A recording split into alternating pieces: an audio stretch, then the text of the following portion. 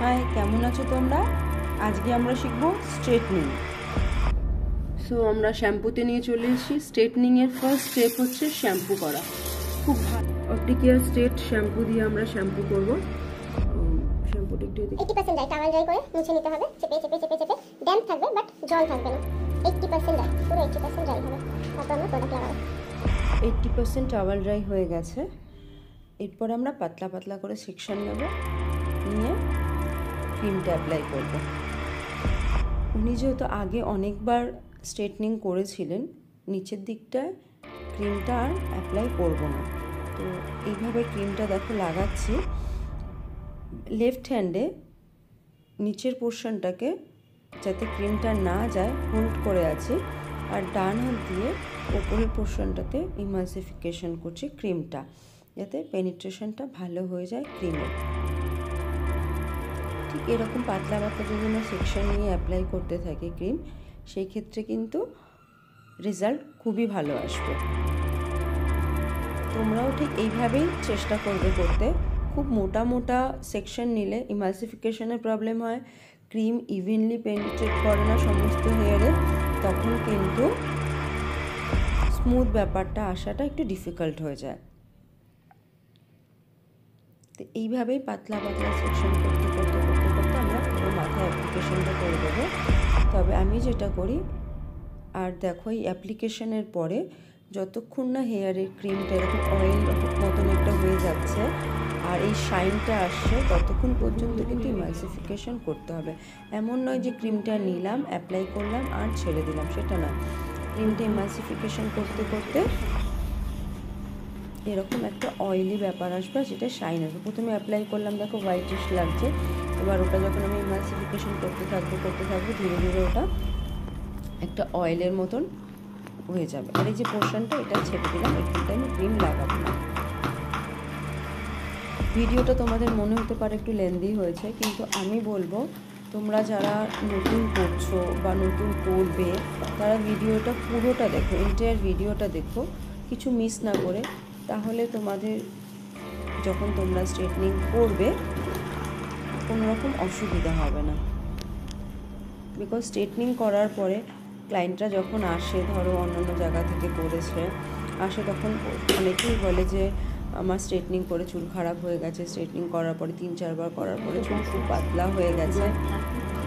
কিন্তু trust me, আমার কাছে যারা করে, যারা 3 বার 4 বার 5 বার কন্টিনিউয়াসলি করে যাচ্ছে, তাদের কখনো হেয়ার খারাপ হয় না। কারণ কি, তোমরা দেখতে পাচ্ছ ওপর দিকটায় কিন্তু আমি স্ট্রেটনিং ক্রিম লাগিয়েছি আর নিচের দিকটায় আমি স্পা মাস্ক লাগালাম। কারণ কি, যাতে ওই ক্রিমটা, যেহেতু লিকুইড, ঠিকই তো অয়েল তো, ওটা তো নিচের দিকে আসতেই পারে গ্র্যাভিটির দিকে, তো আমি ওখানটায় ক্রিম অ্যাপ্লাই করে দিলাম যাতে ওই ক্রিমটা এই হেয়ারটাকে ড্যামেজ না করে দেয়। তোমরা যদি এইভাবে একটু ধীরে ধরে কাজ করো, কোনো দিন কোনো ক্লায়েন্টের হেয়ার ড্যামেজ হবে না, আর সেটা কিন্তু তোমাদের বিজনেসকে গ্রো করতে হেল্প করবে। সেই ক্লায়েন্ট একবার আসলে আবার তোমার কাছে 10 বার আসবে, এবং তাদের হেয়ারটাও কিন্তু ভালো থাকবে। আর এইভাবে চুলটা ঝাঁকালে তোমরা দেখতে পাবে, এটা হচ্ছে স্ট্রেট পার্ট। এখান থেকে পুরো স্ট্রেট, কোনো কাজ নেই। যখন একটু নাড়াচ্ছি ধরে দেখতে পারবে এই কয়েলটা এখানে এসে মোটামুটি শেষ হয়ে গেছে। মানে এটা হচ্ছে ওনার আগে করা পার্ট, যেখানে অলরেডি স্ট্রেটনিং এখান থেকে এখানে ধরে নিতে পারি, এটা স্ট্রেটনিং অলরেডি হয়ে গেছে, স্ট্রেট আছে। আর বাকি এই পোর্শনটা, এই কয়েলটা রয়েছে, সেখানটা চেপে ধরতে হবে। ধরার পরে প্রোডাক্ট অ্যাপ্লাই করবো আমরা।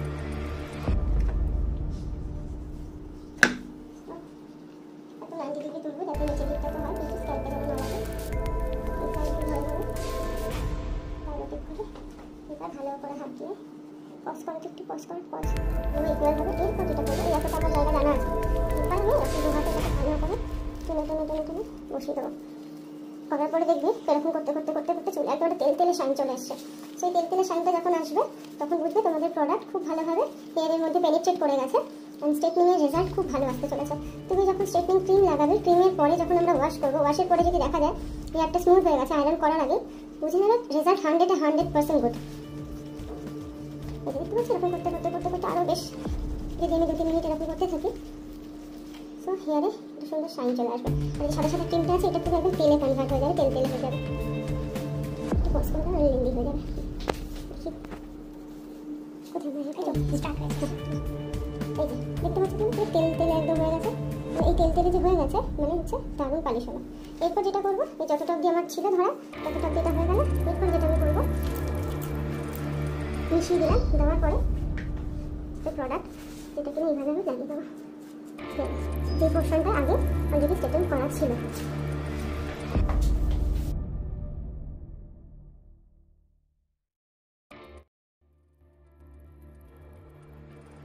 ready, we are using accept. অনেক ইজি অ্যাক্সেস করতে পারবেন accept।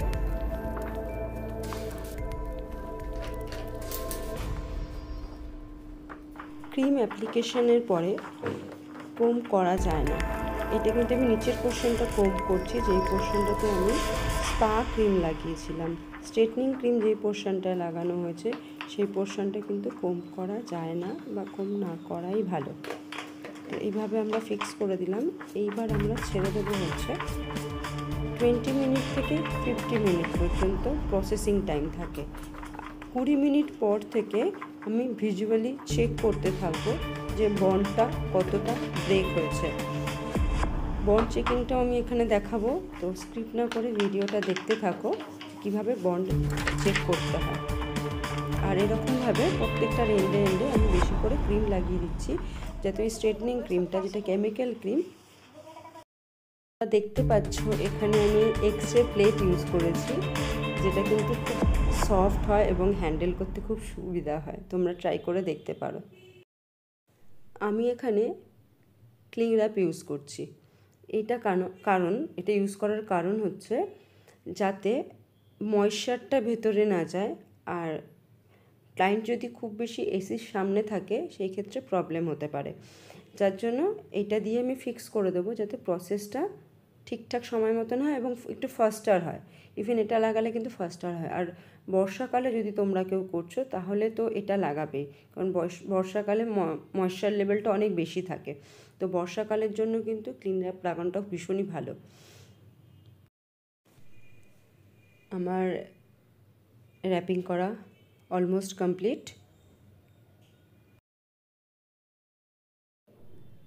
এবার আমরা ওয়েট করব, 20 মিনিট পর থেকে চেক করতে থাকবো। 20 মিনিট পর আমরা চলে আসলাম চেক করতে। দুটোভাবে চেক করা যায়, একটা নাম হচ্ছে নট টেস্ট আর একটা হচ্ছে স্ট্রেচ টেস্ট। মানে একটা হচ্ছে স্ট্রেচ করে দেখা হবে চুলটা, যে বন্ডটা কতটা ব্রেক হলো, আর একটা যেটা দেখা হবে সেটা হচ্ছে গিট বেঁধে। তো আমার জন্য ইজিয়েস্ট হয় হচ্ছে স্ট্রেচ করা, কারণ এই সময় হেয়ারটা এতটাই উইক থাকে। নট করার পরে যদি মনে হচ্ছে যে আর নটটা খুলতে পারলে না, সেই ক্ষেত্রে কিন্তু কেটে ফেলতে হয়, হেয়ারটা ড্যামেজ করতে হয়। তো এইটাই করা ভালো, যারা বিগিনার তারা এইভাবেই করতে পারো। তো তোমরা দেখো, আমি অনেকটা জুম করে তোমাদেরকে দেখানোর চেষ্টা করছি। এই যে হেয়ারটা দেখো টানছি আর তারপরে স্প্রিংয়ের মতন কুঁচকে যাচ্ছে। এই স্প্রিংটা যতটা বেটার হবে ততটা কিন্তু ভালো। এই যে দেখো খুব সুন্দর একটা স্প্রিংয়ের মতন, এই যে দেখতে পাচ্ছ তোমরা। এইভাবে একটা পোর্শন থেকে টেস্ট করলে কিন্তু হবে না। আমরা যেমন 4 ভাগে লাগিয়েছি সেরকম 4টা পোর্শন থেকেই এক এক করে এইভাবে তুলে নিয়ে আমরা টেস্ট করব। তারপর যখন দেখব হয়ে গেছে তারপর আমরা ওয়াশে নিয়ে যাব। তো এইটা কিন্তু ভীষণ একটা ইম্পর্টেন্ট পার্ট, অ্যান্ড এটা খুব ভালো করে বুঝতে হবে যে কতটা লেভেলে গেলে ওয়াশ করতে হবে বা কতটা আমাকে এগেন ছাড়তে হবে। যদি মনে হয় স্প্রিংটা না হয়ে চুলটা একটু টানার পরই ছিঁড়ে যাচ্ছে, সেই ক্ষেত্রে কিন্তু আমাকে আবার কিছুক্ষণ রাখতে হবে। দেখতে পাচ্ছ প্রসেস হয়ে গেছে, এবার আমরা ওয়াশে নিয়ে যাব। ওয়াশটা করতে হবে একটু উষ্ণ গরম জল দিয়ে। প্রথমে উষ্ণ গরম জল দিয়ে খুব ভালো করে ভিজিয়ে নেওয়া হবে, তারপরে সফট হাতে ইমালসিফিকেশন করে একদম ক্রিমগুলোকে বাইরে করে দিতে হবে। এরপর যেহেতু আর একবার ওয়াশ হবে, আর এই ক্রিমটা কিন্তু বন্ড ব্রেক করার ক্রিম, এবং এরপরে যেটা লাগাবো নিউট্রালাইজার সেটা কিন্তু ফিক্স করার। সো এই যে ক্রিমটা যেটা হেয়ারের বন্ডটাকে ব্রেক করছে, সেটা কিন্তু খুব ভালো করে ওয়াশ করতে হবে এবং কোনো রকম শ্যাম্পু বা কিছু করা যাবে না। জাস্ট উষ্ণ গরম জল দিয়ে খুব ভালো করে ওয়াশ।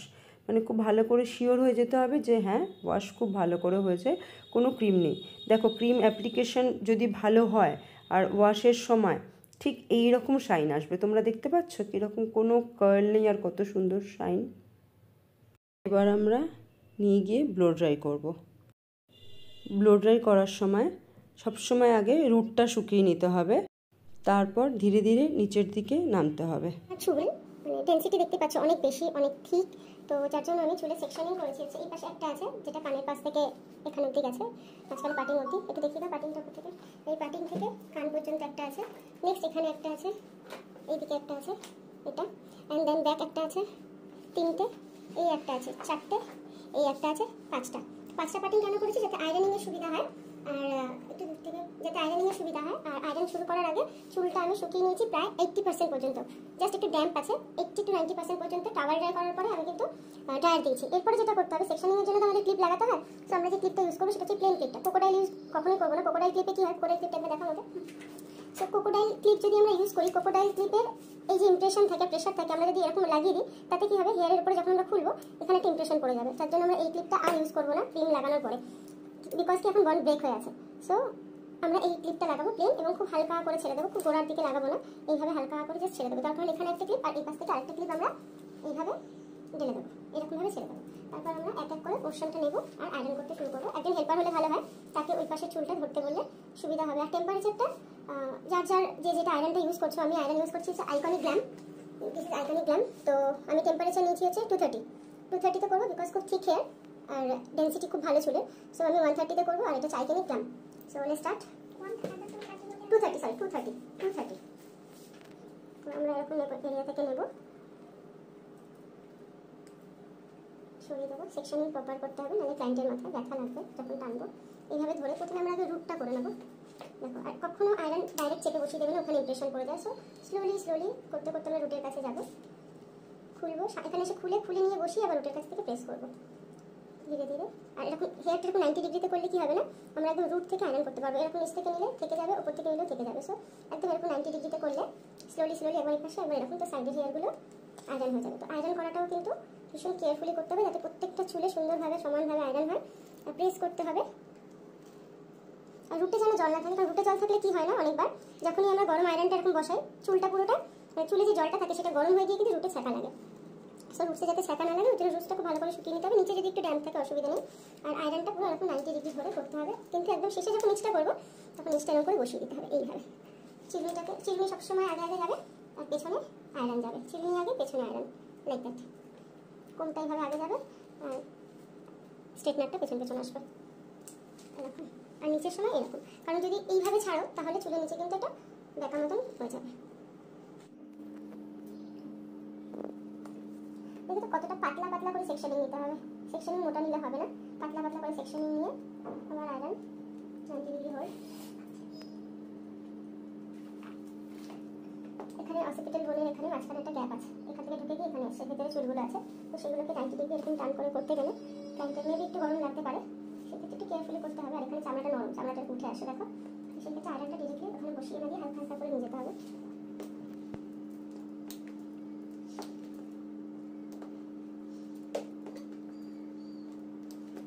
আয়রনের সময় কী করতে হবে, আগে যেটা করা হয়েছে সেটাকে আবার তুলে নিতে হবে, আবার করে নিতে হবে। একটু পোস্ট করে রাখো, একটা গচ্ছ বোতল আছে তোমার। আচ্ছা, আজকে না যায় কিন্তু কালিটা বলতে পারছি না, লাগবে।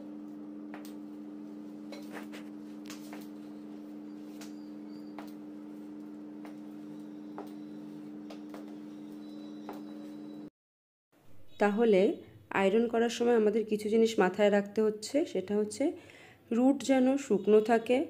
চুলটাকে 90 ডিগ্রিতে লিফট করে প্রথমে রুটটা করে নেব, তারপর এন্ডসটা। থার্ড হচ্ছে চিরুনিটা আগে যাবে, আয়রনটা এরকম পিছে যাবে। আর কখনো ঘষবো না চুলের মধ্যে, সুন্দর করে ওই পাশে বসিয়ে নিচের দিকে টেনে আনবো। আর নিচের দিকটা খুব স্মুথ করে বসিয়ে দিতে হবে, যাতে এন্ডসে কোনো রকম কার্ভ না আসে। এটা একটা দরকার হলে এরকম হাফ অল্প করে ভাগ করে নিয়ে করতে হবে, যাতে স্মুথ রেজাল্ট আসে। সেকশনিং পাতলা নিতে হবে। আয়রনের সময় কটা পাসিং হবে সেটা কিন্তু হেয়ারের ওপরই ডিপেন্ড করবে। সো আয়রনিং পুরো কমপ্লিট, দেখতে পাচ্ছ আফটার আয়রনিং এই শাইন এসছে। আমি এখনো নিউট্রালাইজার লাগাইনি, সো এখন আমরা নিউট্রালাইজার লাগাবো। নিউট্রালাইজার লাগানোটাও আমি দেখিয়ে দিচ্ছি কিভাবে লাগাবে। নিউট্রালাইজার লাগানোর পর 10 to 15 মিনিট ওয়েট করবো, দেন শ্যাম্পু মেশিনে সিম্পল ঠান্ডা জল দিয়ে ওয়াশ, দেন 100% ড্রাই। আমি নিউট্রালাইজার সবসময় এইভাবে অ্যাপ্লাই করা পছন্দ করি।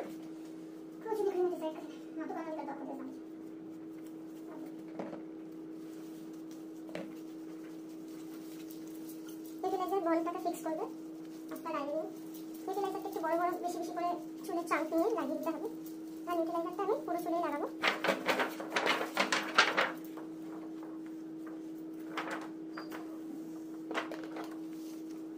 তোমার মাথাটা এখন একদম স্ট্রেট থাকতে হবে। তুমি যেভাবে বসবে 10 মিনিট এইভাবেই বসে থাকবে।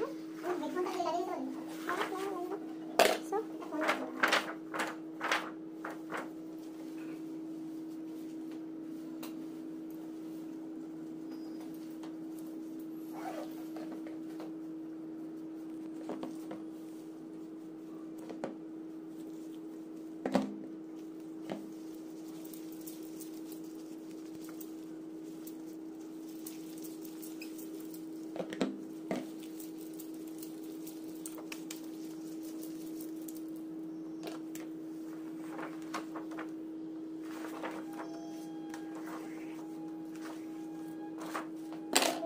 দেখাচ্ছে তো।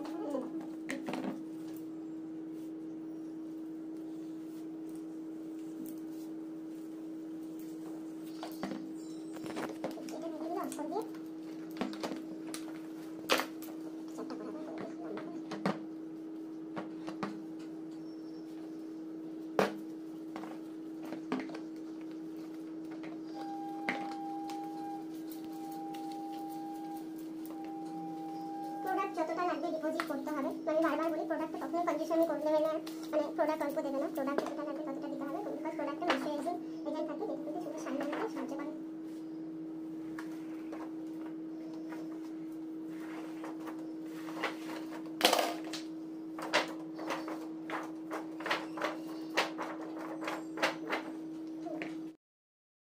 নিউট্রালাইজার অ্যাপ্লিকেশন শেষ হয়ে গেছে।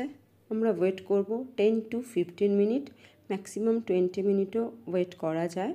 তারপর টাইমিংয়ের পরে এখানে আর চেকিংয়ের কোনো ব্যাপার নেই, কিন্তু এই 10 মিনিট আর কোনো রকমভাবে নড়া যাবে না, খুব ভালোভাবে ফিক্স হয়ে স্টিল হয়ে বসে থাকতে হবে। এরপর আমরা চলে এসেছি শ্যাম্পু বেসিনে। এবার আস্তে করে খুলে ফেলবো, ওয়াশ করব। ওয়াশ করার সময় কিন্তু ঠান্ডা জল দিয়ে ওয়াশ করতে হবে। আগেরটায় যেমন স্টেপ 1-এ কিন্তু আমরা উষ্ণ গরম জল দিয়ে ওয়াশ করেছিলাম, এটা একদম ঠান্ডা জল দিয়ে ওয়াশ করতে হবে, মানে নর্মাল জল, নর্মাল ওয়াটার যেটা, সেটা দিয়ে ওয়াশ করে নেব। এবং এই ওয়াশটাও সেরকমভাবেই হবে, সুন্দর করে গোড়াতে যেন কোনো রকম ক্রিম না থাকে, কারণ 3 দিন কিন্তু এরপরে কোনো রকম জল লাগানো যাবে না বা শ্যাম্পু করা যাবে না। আর এই ক্রিম যদি থেকে থাকে, যাদের ড্যান্ড্রাফের সমস্যা হয় তাদের কিন্তু ড্যান্ড্রাফ আরও বেড়ে যেতে পারে। কাজে ওয়াশটা ভীষণ ভালোভাবে হতে হবে, সুন্দরভাবে। ওয়াশের পরে আমরা টাওয়াল ড্রাই করে নেব। যতটা হবে টাওয়াল ড্রাই করার পরে কিন্তু আমরা ড্রাই করব। আগে নর্মাল ড্রাই করব, তারপর প্যাডেল ব্রাশ ড্রাই করব। তো তোমরা দেখো ফিনিশিং রেজাল্ট কেমন আসলো। সো রেজাল্ট ইজ হেয়ার, তোমরা দেখতে পাচ্ছ কীরকম রেজাল্ট এসছে এবং কত সুন্দর শাইনি সিল্কি স্মুথ রেজাল্ট এসছে। যারা তোমরা ভিডিওটা দেখলে এবং দেখার পর কতটা তোমাদের উপকার হলো জানাতে ভুলো না, এবং তোমরা কিভাবে করো সেটাও জানাতে পারো। কোথাও যদি মনে হচ্ছে কিছু এক্সট্রা তোমাদের জানা আছে বা তোমরা জানতে চাও, সেটা আমার সঙ্গে শেয়ার করতে পারো। আমার ভালো লাগবে তোমাদের কমেন্ট পড়তে। And thank you so much দেখার জন্য। আর এরকমই ভিডিও আমি তোমাদের জন্য তৈরি করতে থাকবো, তবে তার জন্য দরকার তোমাদের ইন্সপিরেশন। অবশ্যই কমেন্ট করো। And thank you for watching. ভালো থেকো, বাই বাই।